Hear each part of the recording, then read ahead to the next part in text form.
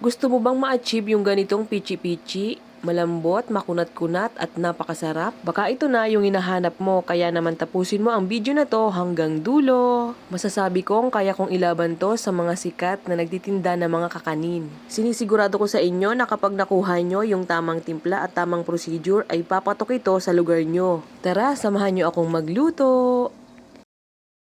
Meron tayo ditong 3 cups ng kasaba. Ito po ay ginadgad at pinigaan ko na rin. Naglagay ako dito ng 4½ cups ng tubig.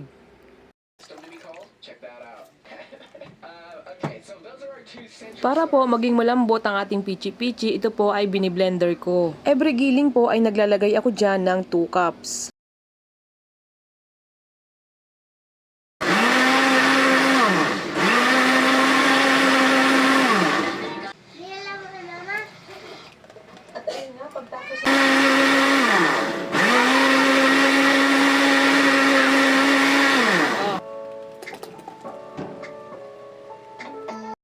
Then maglalagay po tayo dito ng 2 cups ng puting asukal. Hahaluin lang po natin yan hanggang sa matunaw yung asukal.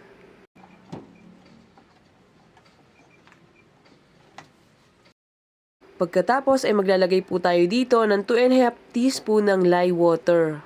Ito po yung magpapakunat sa ating pichi-pichi. Maglalagay din po tayo dito ng ½ tablespoon ng vanilla extract. Tapos haluin lang po natin ito until mag-combine na yung ating mga sangkap.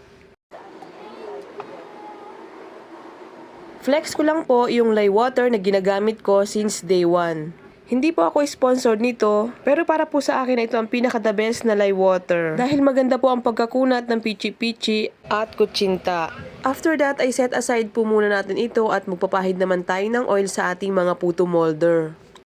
Pahiran po natin ng oil ang buong puto molder para hindi po dumikit ang ating pichi-pichi. And after that ay maglalagay na po tayo ng ating pichi-pichi mixture. Dapat po ay haluin muna natin ang ating pichi-pichi mixture bago natin ilalagay sa ating mga puto molder. Dahil ito po ay tumitining sa ilalim kapag nai-stack ng medyo matagal. Kapag kumulo na ang tubig sa steamer ay hinaan po natin yung apoy sa low heat. Lulutuin po natin ito sa loob ng 40 minutes. Maglalagay din po tayo dito ng tela sa takip para hindi po matuluan ang ating mixture. After 40 minutes ay luto na ang ating pichi-pichi, pero hindi po muna natin ito tatanggalin sa ating steamer. I-off lang po muna natin yung apoy at hayaan lang natin dyan ng mga 10 to 15 minutes. After 15 minutes ay eto na siya. Tatanggalin na natin ito sa steamer at palalamigin natin ito. Hindi po natin ito pwedeng i-unmold ng mainit dahil ito po ay malambot. Kailangan po ay malamig na siya bago natin tatanggalin sa molder. Dahil nga po ang outcome ng ating pichi-pichi ay malambot at makunat-kunat.